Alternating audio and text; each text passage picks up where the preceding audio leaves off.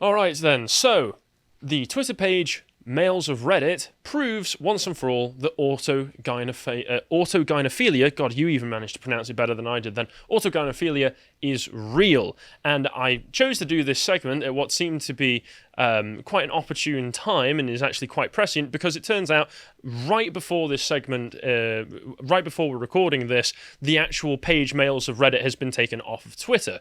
I tweeted out trying to find out why, and a bunch of, I'm sure, very well adjusted and people with very bright futures all had decided to mass report them for hateful conduct. What did Males of Reddit do, you may ask yourself? Well, Males of Reddit was a page somewhat like the Libs of TikTok page, where all this man did was go on to forums, mostly subreddits, the male to female subreddit, screenshot the posts that people were leaving there, and just tweet them out.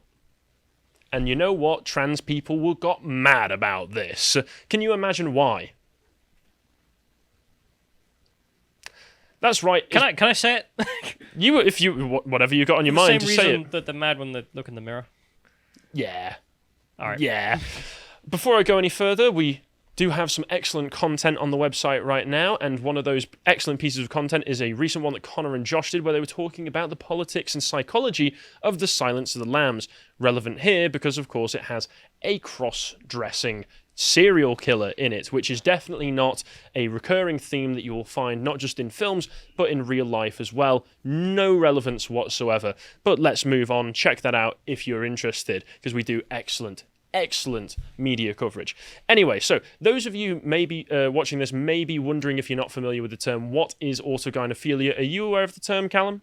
I've heard of it before because I know Posey Parker is very much convinced that a lot of people who say they're transsexual in like their mid-30s when they've got a wife and a daughter that's getting to the age of puberty, she thinks there's something not so kosher going on there. Yeah, looks like it. So autogynephilia, I got this study to give a very scientific and accurate definition of it. Autogynephilia is defined as a male's propensity to be sexually aroused by the thought of himself as a female. It is the paraphilia that is theorized to underlie transvestitism and some forms of male-to-female transsexualism. Nearly 3% of men in Western countries may experience autogynephilia. Its most severe manifestation, male-to-female transsexualism, is rare but increasing in prevalence. And that was taken from this study, which was done all the way back in 2011, and it has become far, far more prevalent than it was back when this study was done. And there are some details from studies I found on this, the Feminist Wiki, that says that the term was coined by a psychologist called Ray Blanchard after working with and studying many transsexual patients. And according to a 2015 survey of roughly 3,000 American trans women, at least 60% stated attraction to women, meaning that they are heterosexual males. According to Ray Blanchard's studies, this would put them in the autogynephilic category, as homosexual transsexuals generally don't exhibit autogynephilia. So those who are more gay when they're still just presenting as men, for instance, when they transition, if they're going with men, so they're trying to be a straight woman, generally those aren't autogynephilic according to these sorts of studies and statistics that Blanchard did. And it's when they're men who are generally older, especially when you're getting to those in their 50s and 60s and even beyond, who decide to cross-dress on the weekends and then all of a sudden find themselves deciding to go all the way with the transition, are autogynephilic, especially if they're, like you said, if they're married with children. The likelihood is, and I'm not saying this is every single person who fits into that category, but the vast majority of them, I would say, are doing it mainly because they're sexually aroused by the image of, or even just the thought in some cases, of themselves as women. And Males of Reddit was very, very useful because it just proved that that is completely true. Now, the tweets that I found were not available anymore, but some of them were archived, and I do have an archive of the page taken from the 19th of November, so that's the last time it was archived. If you check in the links below, you'll be able to find it because it is a treasure trove of these sorts of things. More on autogynephilia, though. As you could imagine, this is a very controversial topic within the trans community, because a lot of trans people, trans women, decide that if people mainly think that this is a fetish for them, they're not going to be as accepting because, of course, I'm just a woman trapped in his man's body sounds a lot more acceptable, especially socially acceptable when you're out in public, than I'm getting off just walking around in a dress and having people affirm my pronouns. And because of this, when all of these studies were published into this book, The Man Who Would Be Queen, The Science of Gender Bending and Transsexualism, which was written by an American psychologist, J. Michael Bailey, there was a little bit of controversy around it. So Bailey wrote this book as a journalistic piece. Blanchard was the one who did all of the studies, but I think he was basing a lot of the information off of that. He also went around and did a lot of interviews with transsexual men, trans women, you know exactly what I'm talking about there, and just wrote it down in this book. People weren't happy. People really weren't happy with it, because you can't have it just be so obvious and out there that this is the truth, because once again, you know, I'm struggling with a mental illness, okay, that's fine, or I'm flaunting my sexual fetish in front of your children, less so. So it says on this Wikipedia page, it says the book caused considerable controversy, which led to complaints and a formal investigation by Northwestern University, where Bailey was chair of the psychology department until shortly before the investigation concluded. They ultimately found no basis for the complaints, and a university spokesman said that his departure from the department chairmanship had nothing to do with the investigation. Yeah, we just happened to be investigating you on these false claims, probably putting you in a really awkward place to work with and making it very difficult to have relationships with the people you're working with as well, because they're all side-eyeing you, thinking that you're some kind of pervert trying to exploit transsexual people. But you didn't leave because of anything to do with the investigation. I'm absolutely sure, completely legit. According to Bailey himself, some of these critics were motivated by a desire to suppress discussion of the book's ideas about the autogynephilia theory of transgender women.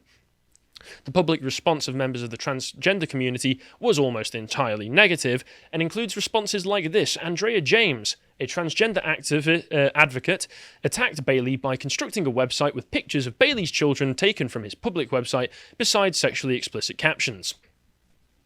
Not a fetish.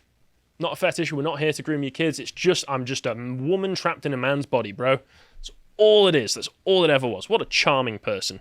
Two of the trans women in Bailey's book, two who mistakenly thought they were represented in the book, and several organisations have accused him of ethical breaches in his work by talking to them about their life stories without obtaining formal written consent. All of the people were aware that Bailey was writing a book about trans women at the time of the interviews. Then it's your own fault. Some of them read the drafts of the book before publication, and several felt that their stories had been told accurately and sympathetically. Bailey has denied that it is unethical for a university professor to talk to people in the same manner that journalists do, or to write books with resulting anecdotes. He stated the book was popular and not scientific, so it wasn't required to follow certain rules. So their main complaint seems to be, your profession isn't a journalist, you're a scientist, therefore you can't write a journalistic book.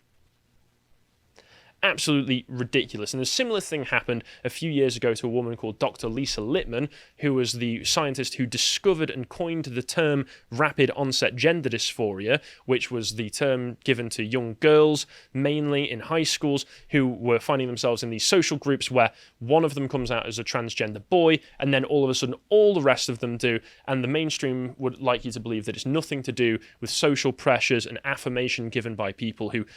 Young girls in schools are often bullied, and all of a sudden they find this one thing that means that nobody's allowed to bully them. Everyone has to constantly give them praise, and that's what she termed rapid onset gender dysphoria. And she got thrown out of the university she was working at. She got punished in the public for it because she recognized the pattern, because you're not allowed to notice things. But the autogynephilia aspect of transsexualism, when it's male to female, is very prevalent, and it's not all just purely... I'm not trying to say that it's all just fetishists trying to go out into public and flaunt their fetish in people's faces, although I would say that's a big part of it. Because, for instance, people like Debbie Hayton, who is somebody who I would describe as a sane transgender person, has written articles about her experiences with autogynephilia, saying one of the interesting little tidbits in here is that Ray Blanchard told her that in the Western Hemisphere and English-speaking Commonwealth countries, the overwhelming majority of adult natal males presenting with gender dysphoria are of the autogynephilic type. And Debbie goes on to say in here, AGP drove my own transsexualism, but in a debate where the condition is simultaneously denied and monstered, is unsurprisingly also misunderstood. Stock as in Kathleen Stock, described it as a fetish and suggested it was likely to be influenced by pornography.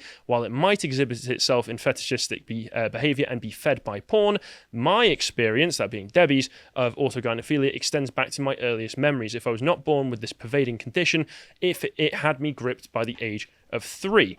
So there are exceptions to a lot of what we're talking about here, but how representative is Debbie of what's going on in the mainstream today? Well, that's where Males of Reddit comes in.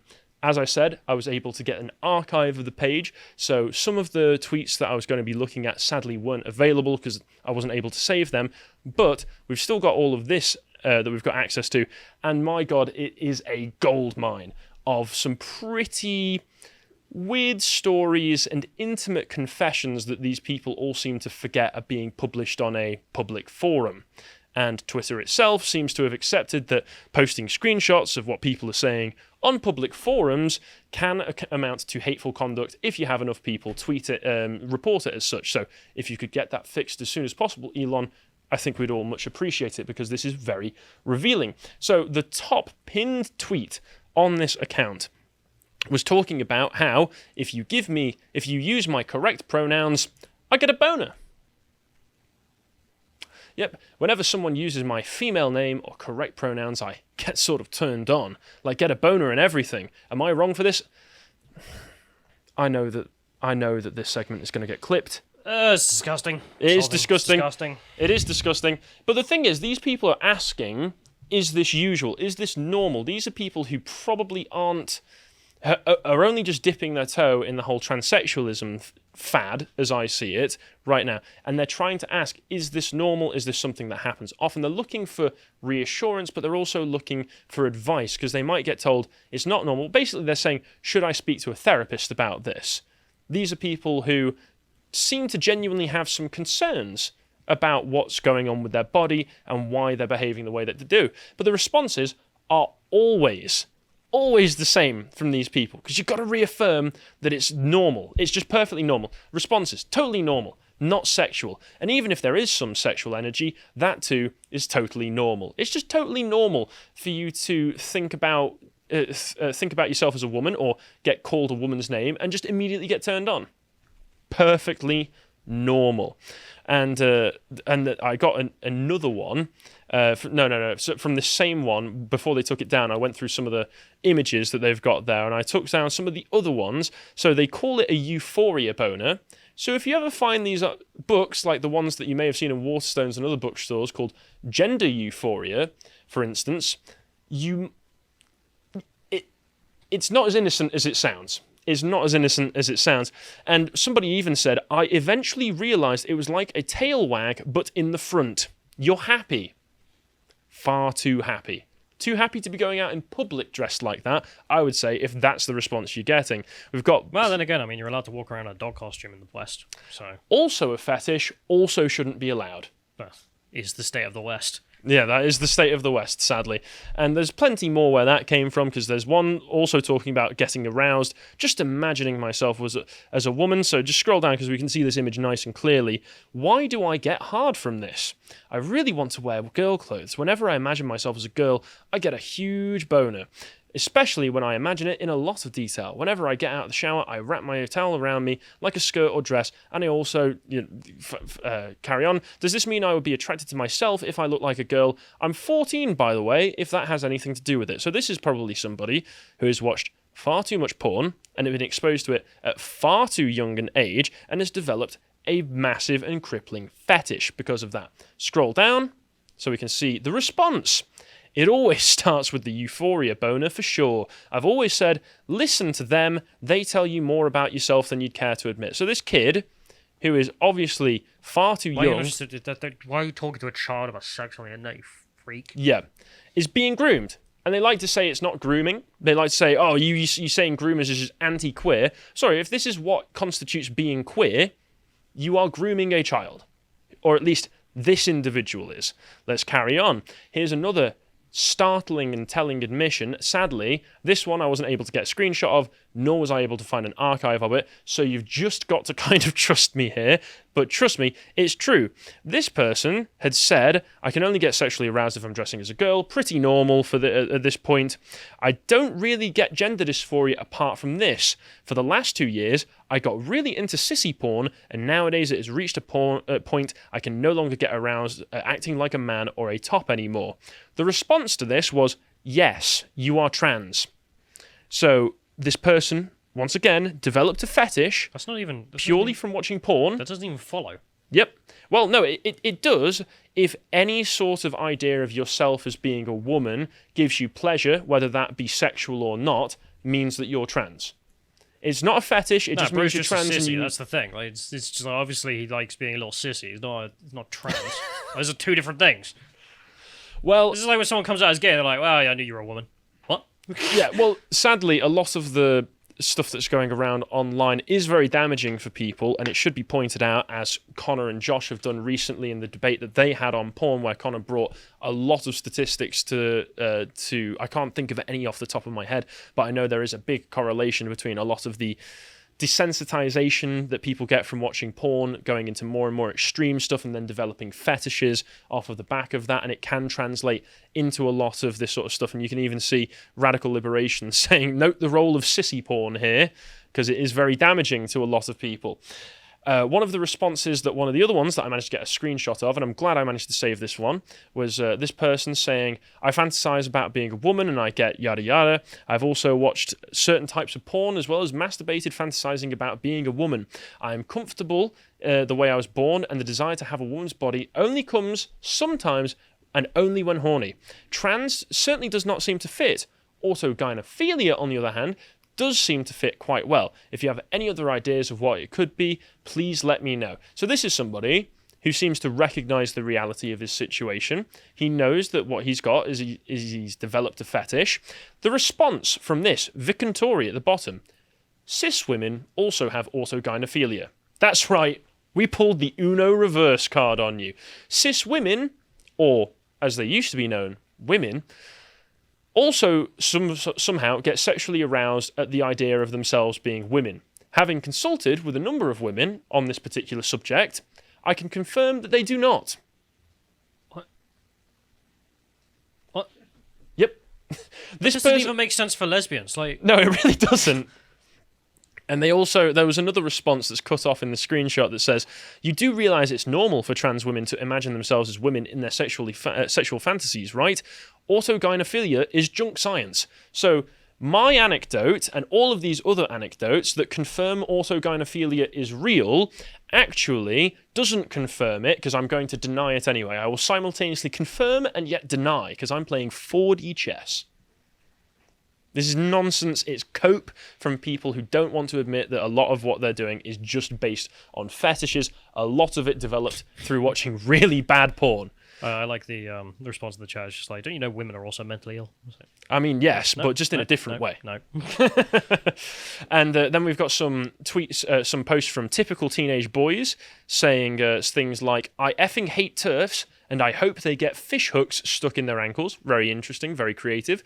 And somebody responding, these aggressive tendencies, they seem pretty masculine. Of course it's going to seem masculine. My body is still that of a teenage boy. This is not healthy.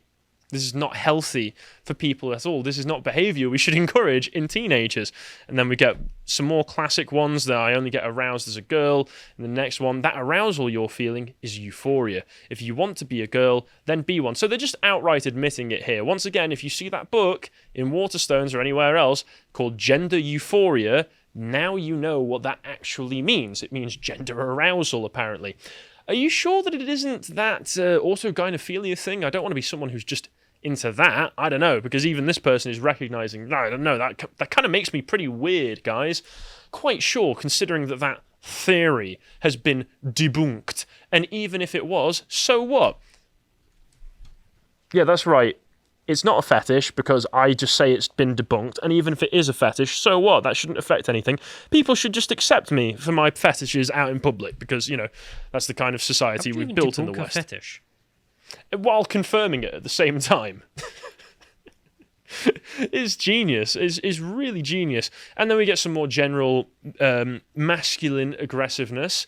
where this particular story was a story that some woman posted on one of these forums saying, how do I tell my friend that she needs to respect the bodies of fellow women without coming off as transphobic? So this girl is in an American secondary school or high school or whatever, and you can say, I've got this friend, let's call her Ash. I've known her since before she transitioned, but her coming out had no impact on our friendship or the way I interact with her. But I've noticed that since she came out, since she transitioned, she's become increasingly handsy, touchy, and disrespectful of boundaries since transition, to the point where several girls from our school have expressed extreme discomfort with being friends and changing in the locker room with her, as she's on our girls' soccer team. Does this sound like a familiar story to you? And this person goes on in the story to talk about how, I've tried to set boundaries with her. I've made it very clear I don't have romantic interest in her, despite the fact that she keeps coming on to me. And she said she completely understands those boundaries. But then yesterday, she texted me and said she'd found me on Twitter and jokingly swiped right on me. And I'm feeling really frustrated. And how do I tell her that she needs to respect the bodies of fellow women without being transphobic? How do I set boundaries without being a transphobe? How do I tell this man pretending to be a woman that he can't just be touchy-feely just because he says he's a woman without being a transphobe? This is where we are as a society, folks. People who are on these forums happily admitting that what they have is a fetish and actively grooming children who come onto these forums for honest advice are just being put in a position where, as Posey Parker and others say, they are able to take advantage of women and be creepy with the knowledge that they have all of the institutional power backing them and defending them. Absolutely disgusting. Autogynephilia is real, folks, and tell your friends, because it is important to recognize what we're dealing with. If you appreciated that segment from the podcast of the Lotus Eaters, you can go to lotuseaters.com to get access to all the premium content we have on the site, such as the Contemplation series, this one on the Origin of Humanity, Part 2. If you'd like to find out what else we're putting out, you can follow us on Getter at lotuseaters_com on Getter. Thank you and goodbye.